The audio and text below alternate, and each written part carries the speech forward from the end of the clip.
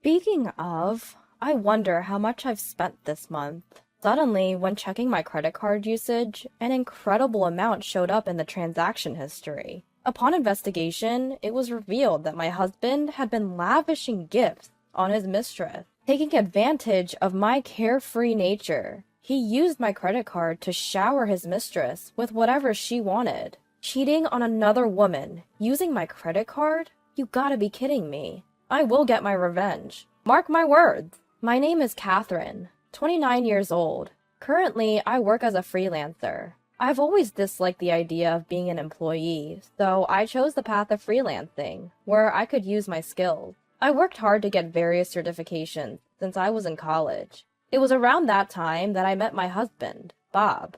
Bob and I went to the same college, and it seems he had always known about me. He fell for me while I was studying for my certifications in the college library. He asked me out many times, but I wanted to focus on my studies, so I kept turning him down throughout college. Still, he didn't give up, continued to woo me even after we started working, and eventually, I decided to date him. Afterward, I became a freelancer, and he started working for a regular company. After 3 years of working, we got married, and it was 4 years ago. And now we lead a somewhat unique married life. Generally, I work from home, but since I was never good at housework, Bob and I shared the chores. Thankfully, I have been getting a lot of work assignments recently. When I was on tight deadlines, Bob would take care of almost all the housework. One day, while I was working in my room, there was a knock on the door, and Bob called out, "Catherine, dinner's ready." "Ah, thank you. I'll wrap up in a bit." "Got it. I'll clean the bathroom while waiting for you to finish." "Much appreciated." "Thanks, Bob." "It's no problem. You're the one earning for us. Let me at least do the chores during busy times." "Okay, thank you." As my husband said, I do earn a considerable amount. Not to brag, but I earn more than triple what my husband does working for a regular company, so I cover most of our living expenses. If my husband pays for anything, it's the occasional dining out. I pay for everything from the apartment rent to utility bills. Friends who know about our lifestyle always exclaim, "That's unbelievable!" But I never really had any complaints, because I don't have any material desires. I mostly save the money I earn. I work because I enjoy it, not because I want money. So I didn't really mind carrying most of the financial load. And I even felt grateful to my husband, who understood and supported my way of working. Then, one day, while I was working at home, a package arrived. The contents of the package addressed to me was a brand new computer. Given my line of work, a computer is indispensable. I immediately finished setting it up and started working with a renewed spirit. During a break, a thought crossed my mind. Speaking of which, how much did this computer cost again? I bought it last month, and I've already thrown away the receipt. It's embarrassing, but I am quite a careless person and do not have a habit of keeping track of household expenses. I have no clue how much I'm spending each month. To check my card usage, I logged into my card company's app on my phone. Looking at the statement, which I hadn't done in several months, I thought, I'm not spending as much as I thought. This computer, by the way, was purchased with my main credit card. I have another credit card in my name, which is used for daily expenses and groceries, so my husband usually carries it around. I might as well check the usage of that card too. When I checked the statement on my phone, an unbelievable amount was displayed. What? $3,200? What the heck is this? The usage last month was a whopping $3,200. That's twice the price of the computer I bought. I quickly checked other months and found that between $2,000 and $4,000 had been charged in recent months. This can't just be from living expenses. To my surprise, most of the card usage was at high-end stores for women's items. I've never received any luxury brand items from my husband. I had never suspected my husband before, but this is too strange. No way. Is Bob having an affair? The shocking reality made my head spin. Despite the shock, curiosity got the better of me, and I began to meticulously check each statement. Looking in more detail, I found charges from a travel booking site. He seemed to be booking frequently on the site, spending a considerable amount on accommodations. With a sinking feeling, I quickly checked the calendar. Sure enough, a few days after using the travel site, my husband was always going on business trips. I don't want to believe it, but with all this evidence, it's hard to dismiss it as a misunderstanding. How could this happen? Why? With a poker face, was he lavishing his mistress with my credit card? But I guess I loved my husband more than I thought. I just couldn't believe it, and I wanted to deny it somehow. This might just be him fronting the company's travel expenses. Maybe he bought something to surprise me and is hiding it. As I thought of these unlikely possibilities, I tried to deceive myself for a few days. At my wit's end, I needed reassurance and ended up checking his phone while he was asleep. Praying, I opened his messaging app, and sure enough, there was evidence of him getting along well with a woman who seemed to be his mistress. "I'll buy anything for you. My workaholic wife is the one earning it. LOL. Bob, you're the best. I want Louis Vuitton's new bag next. Of course I'll buy it for you. Looking forward to our trip next month, too. The inn we stayed at last time was great, but next time we're going abroad. I can't wait till next month. This time, we're going to take it easy and deepen our love. Just the two of us." The moment I finished reading everything, a surge of indignation consumed me. An array of disgusting remarks, unimaginable from my normally cool husband, Bob, made me feel sick. By this time, my feelings towards Bob had shifted from sadness to anger. A workaholic wife? That must be me he's talking about. A trip next month? Abroad? Just how much can a person ridicule someone else? I thought he understood my job, but in the end, he only saw me as his cash cow. Being taken for granted to this extent? It's unforgivable. If he's thinking that way, well, I have my own idea too. And so, I decided to take my revenge on them. While checking their vacation schedule, I started preparing for my revenge. A week later, to prevent my revenge from being discovered, I was living as ordinarily as possible. Sure enough, when Bob came back from work, he started the conversation with an apologetic look. "Hey, I'm sorry for the sudden notice, but I have to go on a business trip abroad next month." Inside, I was thinking, gotcha. But I responded calmly. "A business trip abroad? That's unusual. You've always been on domestic trips." Well, our company is expanding its business overseas, too." "Oh, really? That's impressive. Being chosen for such an important trip." Well, yeah.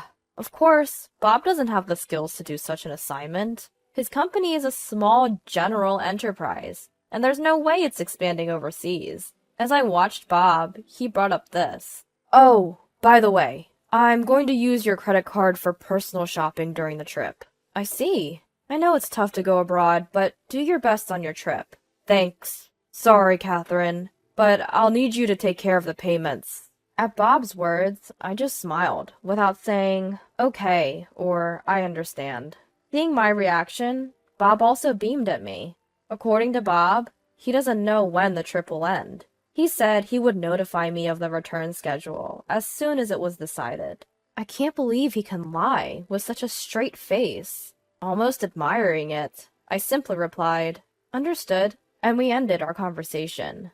The day of his trip, Bob put on his shoes at the entrance, looked at me, and said with a smile, "I'm off." "Are you really going?" "What's the matter, Catherine? Are you gonna miss me?" "It's not like that, but I wonder if you're really going." "It's work. Understand that. I'll buy you a souvenir." Insisting it's a business trip while actually it's vacation with mistress? And still, he was trying to lure me with a souvenir. To him, I coldly responded, "Take care now. Bye-bye." At those words, my husband wore a curious expression, but ultimately said, "I'm heading out," and left our home in high spirits. From there, I began hastily tidying up the house. I packed all my belongings into boxes and shipped them to my parents' place. I had already informed my parents that I was divorcing Bob and would be leaving this house. While my mom and dad were furious with Bob, akin to a roaring blaze, I explained to them that I had a plan for vengeance on my own. and would hire a lawyer to collect the money he used on his mistress. In particular, my father seemed ready to vent his anger directly on my husband,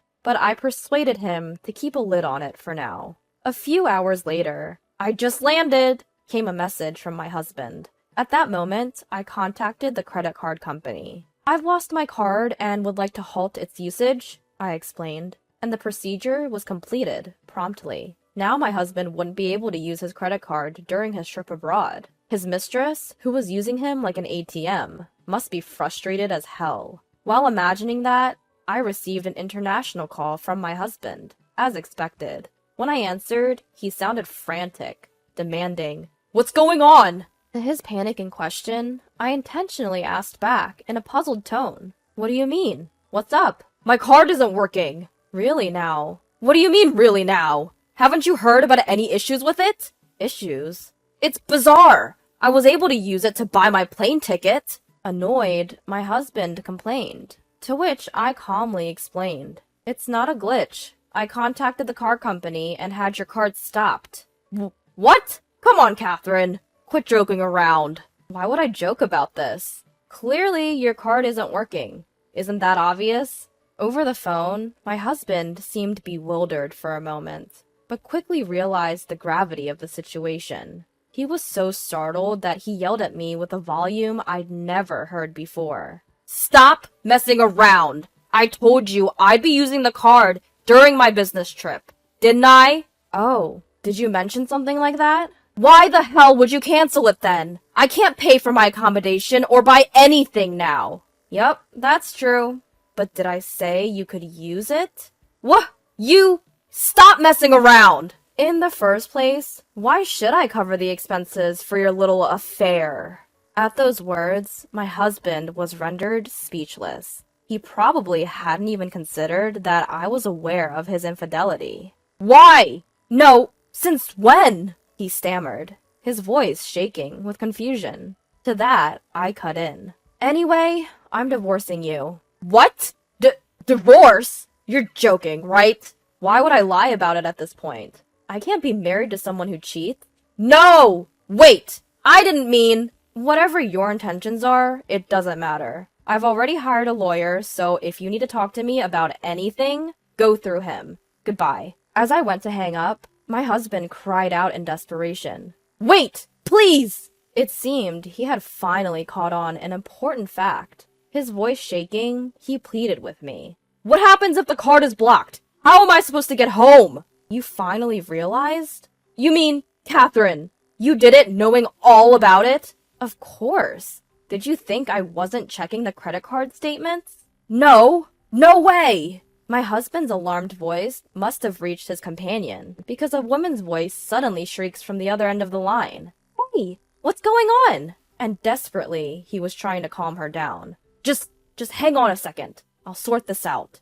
"And how do you plan on doing that if we can't get back to Japan? You're going to take responsibility for this. You're totally useless." He seemed terrified at the idea of their relationship falling apart. With a pleading voice, he begged me for help. "Please, Catherine! Please forgive me." "Forgive you? Not a chance."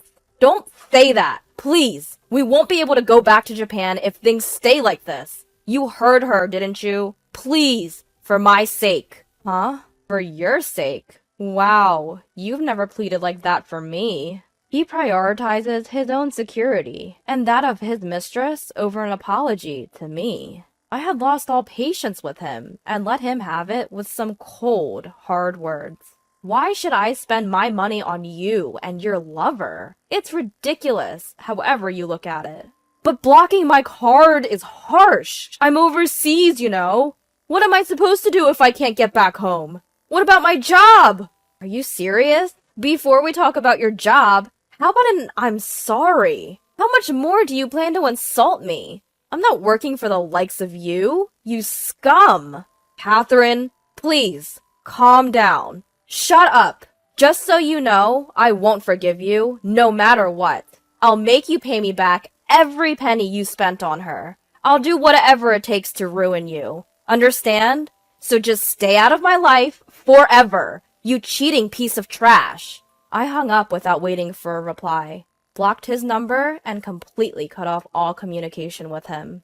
Not long after, our divorce was finalized. He was initially resistant to the idea of divorce, but after a stern talk from his parents-in-law, he reluctantly agreed. I heard that after our call, he had a huge fight with his mistress at the airport. It turned out she had other men too, and she dumped him, getting money from her multiple suitors, and returned to Japan alone. Left behind, my ex-husband had no choice but to contact his parents and have them deposit money into his credit card account so he could return home. Word of their affair spread quickly around the office, as she also worked there.